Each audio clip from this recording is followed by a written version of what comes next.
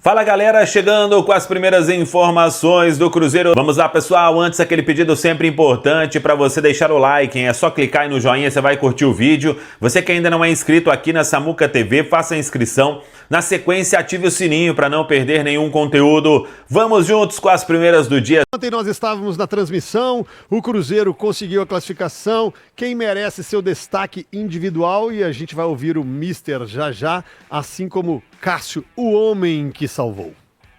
O Cássio tem que agradecer ao GG pelo prêmio de melhor em campo, né? É, porque estávamos indo todo em direção ao Vidalba, não estávamos? Tava todo mundo basicamente fazendo o que deveria ser feito, que é dar o prêmio ao Vidalba, que fez um grande jogo. Muito se fala de a dupla, mas eu sei jogo. que tem muito cruzeirense falando de KJ e Matheus Pereira.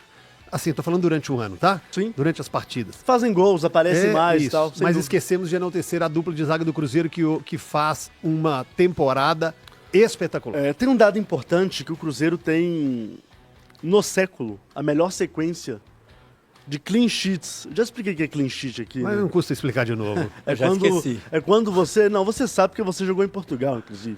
Eu joguei em Portugal, joguei nos Estados Unidos, eu não falo inglês. Mas Portugal é português, não sei se você tá sabendo.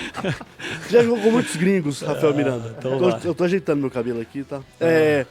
A sua baliza não ser violada, né? O Cruzeiro tem 8 jogos fora de casa sem a baliza violada, CJ. É uma marca absurda. É uma marca surpreendente até, né? O Cruzeiro fez um investimento alto quando trouxe o Fabrício Bruno, achando também que deveria fazer um investimento pro zagueiro pelo lado esquerdo, que no caso hoje é o Vidalba. E é uma dupla que deu certo, CJ. Uma dupla que se completa. O Vidalba ontem acertou todas as suas interceptações, duelos vencidos, a maioria deles, bloqueios, limpar a jogada. Ontem o Vidalba fez uma partida quase que perfeita, e aí apareceu uma infelicidade, né, do Fabrício Bruno na penalidade. É claro que ele não tentou colocar a mão na bola, mas a bola acaba desviando na mão dele, batendo na mão dele e ocasionando o penal, e aí o GG foi lá, faz a cobrança e o Cássio pega de maneira brilhante, né? Então, a gente acabou escolhendo o Cássio, né? Mas o sistema defensivo do Cruzeiro como um todo, inclusive com os dois laterais, tá? O Kaique um pouco mais do que o William, mas o sistema defensivo inteiro, CJ, inteiro do Cruzeiro, jogando muito bem, e que pra mim foi o que garantiu o Cruzeiro nas quartas de final da Copa do Brasil. Das 4 etapas que o Cruzeiro enfrentou a equipe do CRB, para mim o Cruzeiro foi melhor em todas elas, mas o sistema defensivo ele foi impecável durante toda a jornada, durante todo o confronto. Então parabéns à defesa do Cruzeiro, que está fazendo uma grande Copa do Brasil e, consequentemente, uma grande temporada. Então, Eu ia falar do Vidalba. Pode falar. Nós discutimos aqui há um mês atrás do Vidalba, quando começou, até 2 meses atrás, começou a surgir de novo a notícia que viria mais um zagueiro. Aí, o zagueiro vai vir para fardar ou não vai fardar? Lembra dessa conversa? Lembro. E aí eu falei, gente, para vir pro Cruzeiro e fardar, vai ter que ser um zagueiro de altíssimo nível. Não sei se vocês vão lembrar disso. Eu até falei assim, eu comecei a pensar aqui, eu falei, quem que viria? Eu falei, talvez o Léo Pereira do Flamengo. Hoje o Vidalba tá jogando melhor que o Léo Pereira. Eu falei, para chegar no Cruzeiro hoje e fardar, aí eu lembro que vocês ficaram, será? O Vidalba tá assim? Não, se chegar vai fardar. Cara, o Vidalba hoje já não tem mais discussão, CJ. É realidade mesmo, não é? Não tem mais, o Vidalba. Não, o Vidalba tá entre os 3 jogadores mais regulares do Cruzeiro. Perfeito. Não tem Assim nenhuma dúvida dessa afirmação. Leonardo, De regularidade. Lucas Porque Romero. você tem jogadores decisivos, como o Caio Jorge, como o Matheus Pereira, que são decisivos, mas que oscilam. Ontem até pela oscilou, função. por exemplo. Até pela função. É muito mais difícil você ser regular sendo atacante do que sendo um zagueiro. O atacante vai fazer 2 gols em um jogo, às vezes ele vai passar 2 sem fazer. Perfeito. E é normal. Agora, de regularidade, sem dúvida, ele, Fabrício Bruno e Romero, talvez, jogadores muito regular. O Vidalba é mais do que uma realidade. Hora de falar sobre o Cruzeiro. A Raposa pode contratar Lucas Ferreira. A informação principal é de que o São Paulo negocia a transferência do atacante de 19 anos de idade, formado em Cotia. Hoje, O favorito para ficar com o Lucas Ferreira é o Shakhtar Donetsk, que o time ucraniano já ofereceu 8 milhões de euros. A informação que eu tenho é de que o São Paulo quer 10 milhões de euros para fazer negócio. A gente está falando de mais ou menos 63 milhões de reais. O Cruzeiro sim entrou na parada e procurou o presidente Júlio Casares. Ouvi de um dirigente do São Paulo a seguinte frase, abre aspas, eles sondaram porque querem a prioridade da compra do Lucas Ferreira, mas ainda não formalizaram qualquer proposta. É bom que o Cruzeiro corra, até porque o Shakhtar tem pressa em fechar com o Lucas Ferreira. A ideia é que ele chegue para substituir o Kevin, ex-jogador do Palmeiras que está arrebentando com a camisa do clube ucraniano e deve se mudar para um gigante do futebol europeu nos próximos dias. Ale, agora com um pouquinho mais de tempo, Cruzeiro classificado, não tomou gol ainda na Copa do Brasil, empatou o jogo da semana passada, o duelo de ida, e hoje teve oportunidade para vencer com mais tranquilidade até, né, Ale? Essa era a expectativa, né? Porque o Cruzeiro é muito mais tímido que o CRB.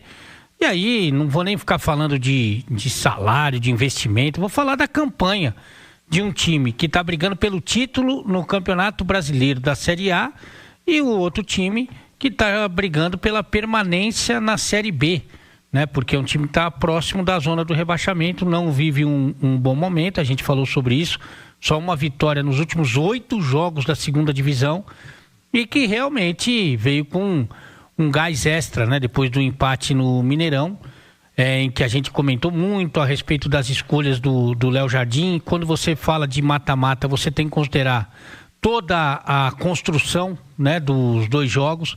E ali, no meu entender, no primeiro tempo, quando ele tira o principal criador do time, que é o Matheus Pereira, tira o Lucas Silva, que é um grande organizador, ele dá oportunidade para o adversário. Isso aconteceu, o adversário cresceu, no segundo tempo foi mais confiante o CRB, ele tenta corrigir com as alterações, voltando com os titulares, mas não conseguiu ser eficiente, transformando inclusive o Matheus Albino, goleiro do CRB, no melhor jogador do primeiro confronto. Nesse segundo confronto, você vê que já está um ambiente completamente diferente, né? O gramado não era o ideal, embora bonito, torcida lotando o estádio Rei Pelé, os jogadores com uma confiança extra e a dificuldade foi aparecendo, né? A dificuldade foi aparecendo até o lance do gol, em que o Matheus Albino, por ironia do destino, acaba falhando e o Vidalba, que fazia um grande jogo, fez um grande jogo, estava lá na segunda trave para conferir e para fazer o único gol da primeira etapa. A partir daí, a gente conversava, o Cirilo, no nosso intervalo, que o pior já tinha passado, né, para o Cruzeiro, porque as chances foram aparecendo. O CRB foi colocando atacante, foi se mandando para o campo ofensivo e deixou um montão de espaço, principalmente para o Caio Jorge, mas também para o Matheus Pereira. Enfim, foram uma série de oportunidades, não só de finalização, né, de gols perdidos, mas de contra-ataque com espaço que o Cruzeiro foi jogando no lixo. E aí, meu amigo, você vai jogando a bola na área lá, joga uma de calabresa, uma de mussarela, uma hora a casa cai. Principalmente com o ataque que ele colocou lá, o ataque do Fat Family, né? Com o Mikael e com o Potker. 2 grandão, vão brigando no corpo, vão, sabe, escorando. E numa dessa aconteceu o pênalti que o Cássio salvou. E depois, no finalzinho, o Eduardo transformou a vitória em 2-0. Mas... claro que o mais importante de tudo, e é o que o torcedor tem que comemorar mesmo, é a passagem, né? É a classificação para os 8 melhores da Copa do Brasil, competição que o Cruzeiro é o maior vencedor.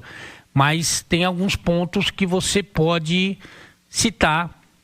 Por que todo jogo que o Cruzeiro faz com um adversário pior que ele, Cruzeiro, a gente fala que ele tem dificuldade? Tem dificuldade talvez com esse desenho, né?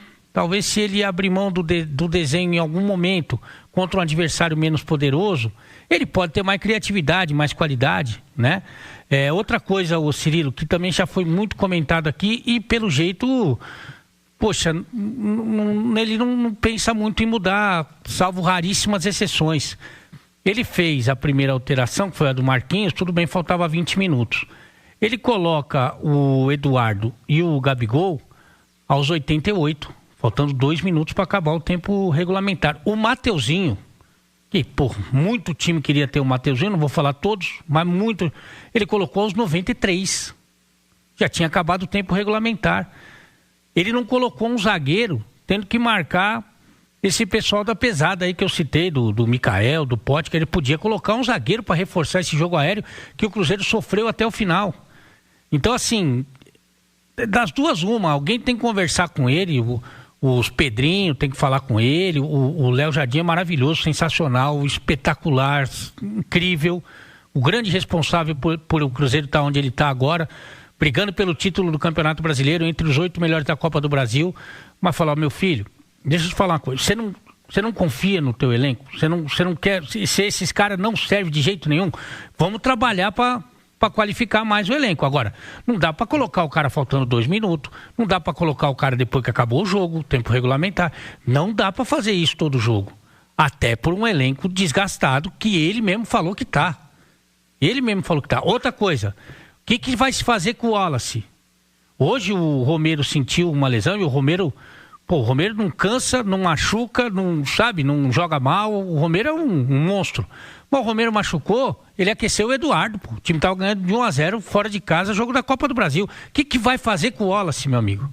Aquilo lá, o que é uma colônia de férias, o Wallace não tem condição de jogar bola mais, nem contra o CRB.